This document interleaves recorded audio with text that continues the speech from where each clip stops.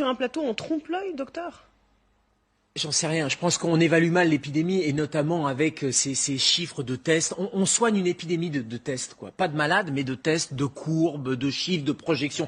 Imaginez qu'on est, nous, médecins de terrain, avec nos malades, cancérologues, urgentistes, si à l'échelle individuelle avec un patient, on était dans la même logique que ceux qui sont en train de gérer l'épidémie au niveau de santé publique. En disant, oui, mais vous vous rendez compte, vous risquez le pire, donc il faut qu'on vous fasse ce traitement, etc. Mais on pourrait pas, enfin, vous ne voudriez pas d'un médecin comme ça.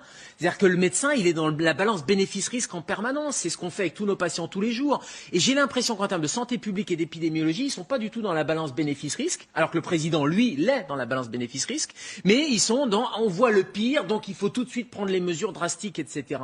Moi, je trouve ça déraisonnable à date. Et encore une fois, je dis à date, parce que il faut prendre plusieurs paramètres. Alors pourquoi les 5000 cas de contamination? On ne sait pas ce qu'on mesure. On fait des tests positifs, on ne sait pas si c'est des malades, si c'est des anciens malades, si c'est des gens qui ont du virus au fond de la gorge parce qu'ils étaient contaminés il y a 3 mois, si c'est des nouvelles contaminations ou pas. Donc on évalue sur des mauvais critères. Donc on n'a pas le bon critère. Donc prenons plusieurs de ces critères. Moi, il y a un truc qui me fait marrer, c'est les 3000 malades. Enfin, ça me fait marrer, pardon, c'est pas drôle, mais 3000 malades en réanimation. Si chaque année, on confinait le pays pour 3000 malades en réanimation, mais toutes les années, depuis 15 ans, on serait confiné. Pourquoi? Parce que toutes les années, vous avez des gens qui meurent sur les brancards des urgences pour la grippe, pour des pneumopathies qu'on ne peut pas traiter, qu'on ne peut pas prendre en réanimation, parce qu'il n'y a pas de place, parce qu'il y a eu des réductions drastiques de moyens, etc. Ça, il faut le dire aussi. Et puis si l'objectif, c'est de ne pas saturer les services de réanimation, ou si on manque de lits, parce qu'on nous l'a dit, le facteur limitant, c'est le manque de lits, ben pourquoi on n'en crée pas? Pourquoi on ne se donne pas une marge de sécurité qui permettrait de créer ces lits,